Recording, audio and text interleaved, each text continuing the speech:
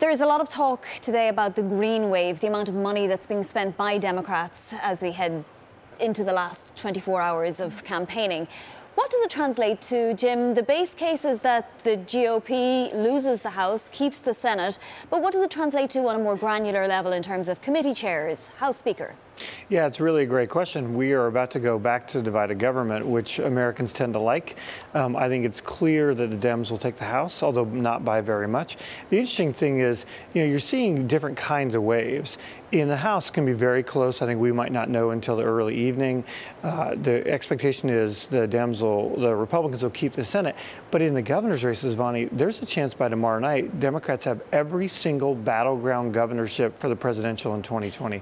That would be a wave shift. And if you're Donald Trump, you wake up on Wednesday and say, uh-oh. So that would be a huge sort of shift for 2020 for the election. Absolutely. For redistricting, for control of all sorts of things that you don't think about maybe, day to day, or right. that the typical voter maybe doesn't think about. Yep. But what would happen in terms of legislation between now and then?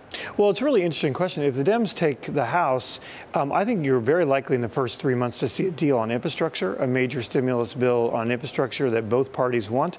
President Trump's already talked about a willingness to deal on that. I think Dems will try to pass a series of transparency moves, and they will make sure to bolster Robert Mueller's investigation of the president and make sure that's funded well and we can complete that and get that past us. Jim, good morning. Guy Johnson in London. In 2016, the market's knee-jerk reaction was wrong, and you lost money if you stuck with it. How soon after the results and the dust settles from the votes will we have a clear idea of what the result actually means?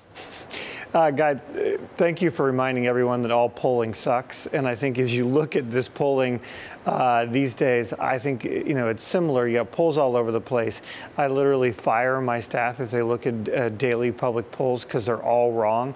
I think it's unlikely we're going to get a very clear assessment of where the voters' intentions are because, the expectation is Dems win the House, Republicans keep the Senate, maybe pick up a Senate seat or two, and then Dems win all the governorships. So, President Trump's going to be able to go out on Wednesday and say, look, no incumbent president has picked up seats in the Senate in a long time. That's a big deal. Dems are going to be able to say, we just took the House in a very good way.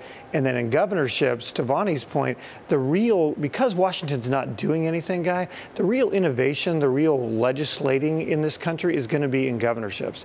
And you're going to have 30 new governors coming in wanting to change policy, wanting to do new things. And that's really going to be where you see real policy movement for the next 2 years.